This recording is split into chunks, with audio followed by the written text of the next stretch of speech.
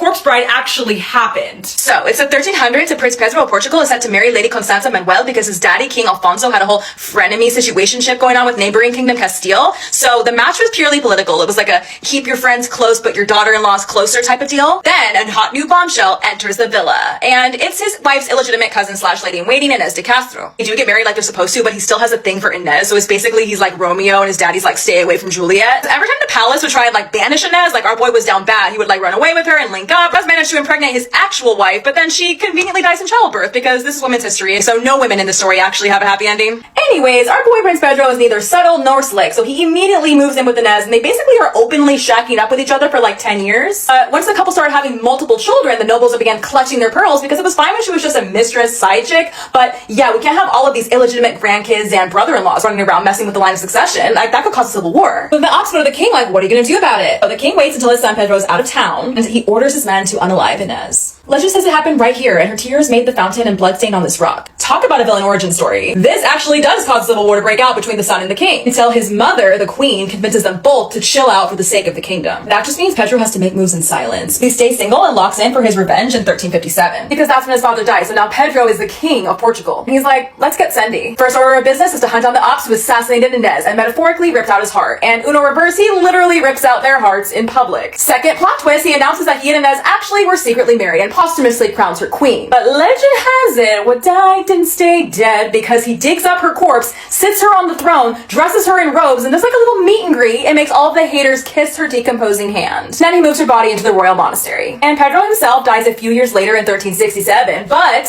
he made sure to be buried next to and facing Inez. And the inscription on their tomb reads, "Till the end of the world." So ladies, if he wanted to, he would.